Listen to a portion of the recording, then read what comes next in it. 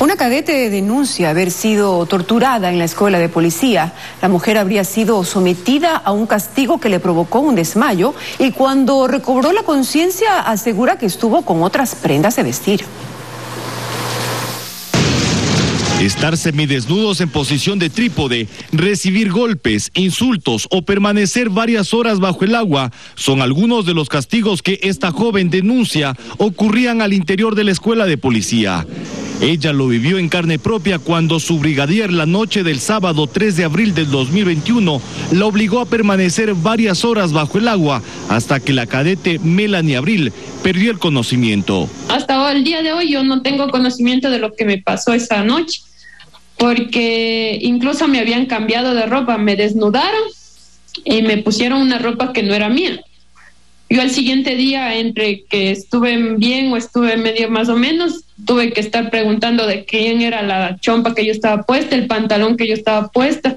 ¿Perdió completamente el conocimiento? Sí. ¿Considera que fue una forma de tortura hacia usted? Sí.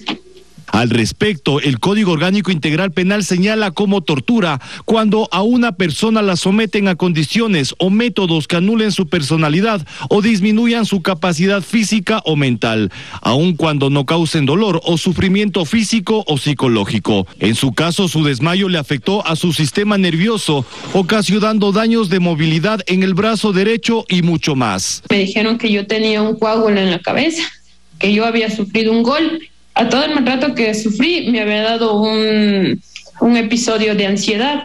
Pese al castigo, la cadete recibió una sanción disciplinaria y fue separada de la institución. Ahora, por orden judicial, deberá ser reintegrada a la escuela de policía. Pero yo no sé por qué motivos tratan así a los cadetes, a los estudiantes. Sobre este caso, las autoridades de la comandancia y de la escuela de policía no se han pronunciado pese a que hemos buscado sus declaraciones. Juan Pablo Ruiz, TC Televisión.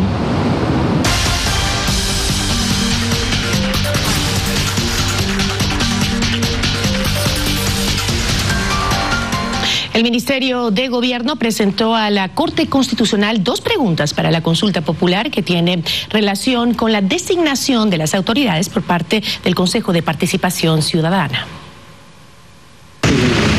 El ministro de Gobierno Francisco Jiménez presentó 2 nuevas preguntas para la consulta popular. Se trata de una reformulación de la pregunta número 6 que fue rechazada por la Corte Constitucional. Y hemos descompuesto esa pregunta en 2 preguntas. La pregunta 6 hacía referencia a la eliminación de la facultad que tiene el Consejo de Participación Ciudadana y Control Social para la designación de autoridades. Se divide en las 2 siguientes preguntas. 1. ¿Está usted de acuerdo con eliminar la facultad de designar autoridades que tiene el Consejo de Participación Ciudadana y Control Social e implementar procesos públicos que garanticen participación ciudadana, meritocracia y escrutinio público, de modo que sea la Asamblea Nacional la que designe a través de estos procesos a las autoridades que actualmente elige el Consejo enmendando la Constitución de acuerdo con el anexo 1?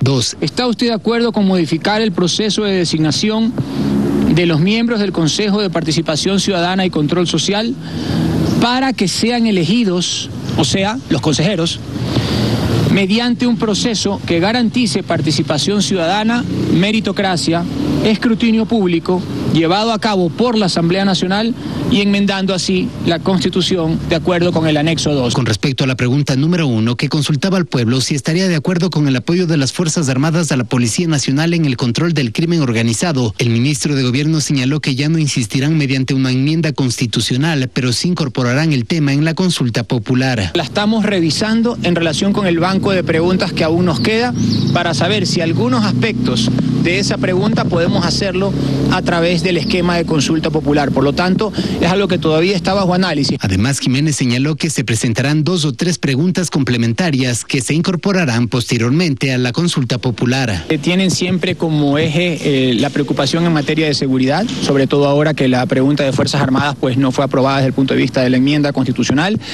También hay preguntas de características institucionales que a nosotros nos interesan.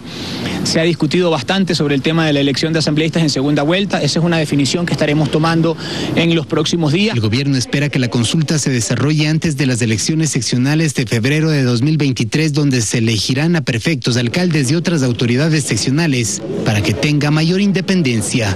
Isaías Cruz, TC Televisión.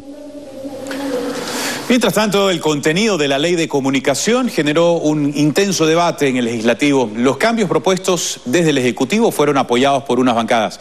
Otras tiendas políticas pusieron condiciones y hablan de futuras nuevas reformas. Una vez más, el contenido de la ley de comunicación puso a muchos en la Asamblea a buscar respaldos. Juan Fernando Flores de Creo dice que el documento final con los cambios que propuso el presidente sí garantiza que existirá libertad de expresión. Y generar con ello que realmente el país cuente con al menos una ley que les garantice libertad de expresión, pese a los primeros intentos que se tuvieron en la Asamblea Nacional. Sin embargo, al ser una ley que estructuró el correísmo, Flores anticipa que hay temas que tienen que ser reformados luego de la publicación de la norma en el registro oficial. Lamentablemente, esta no es la mejor ley de comunicación. Era el proyecto inicial una nueva ley de comunicación. El informe de minoría lo que hizo es reformar la actual ley. Con el veto del presidente de la República lo que trató es de generar al menos garantías en materia de no censura, no persecución, que no se genere un tema donde la libertad de expresión esté apresada. Marjorie Chávez del Partido Social Cristiano cree que el haber sacado la parte punitiva de la ley y el artículo que entregaba nuevas facultades a la Defensoría del Pueblo sí mejora de forma sustancial el contenido final de la ley. El veto corrige en gran medida los problemas de inconstitucionalidad que tiene el informe de minoría aprobado. Antes de la decisión final en Pachacutic pidieron que la votación sea por artículos. Los artículos que tienen que ver con los medios comunitarios, con favorecer a los medios comunitarios, nosotros no nos allanamos. La ley como está estructurada impide la creación de una nueva institución similar a la cuestionada Supercom. Tampoco permite que sea el presidente de turno quien defina la validez o no de una investigación periodística. Cristian Hidalgo, TC Televisión. Este jueves en la Asamblea Nacional se instalará la mesa de seguridad con presencia de representantes del Estado. Ahí se analizarán 3 propuestas sobre tenencia y porte de armas.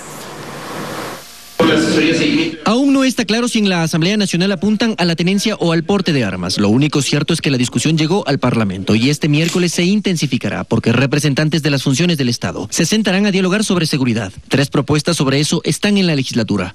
Yo considero la más viable la del asambleísta Javier Santos, ya que él manifiesta claramente que varios sectores, entre sus principales propuestas, que varios sectores productivos especialmente deben tener esta facilidad para poder cuidar su inversión. Javier Jurado, integrante de la Comisión de Seguridad, es uno de los legisladores que presentó una propuesta sobre tenencia y porte de armas. Explica qué contempla. Pretende mejorar la dotación de permisos para la sociedad civil, empresas de seguridad. La otra propuesta salió del asambleísta Luis Almeida del Partido Social Cristiano. En el documento que presentó no constan requisitos para permitir eso. Aclara que eso será reglamentado después. Sofía Sánchez de Pachacutic dice no estar de acuerdo con ese planteamiento.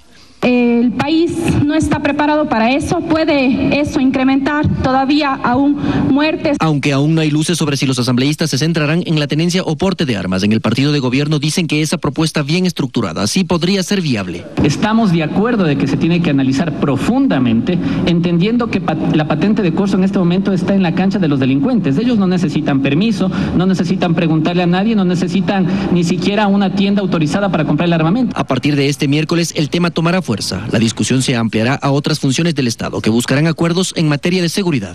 Cristian Hidalgo, TC Televisión.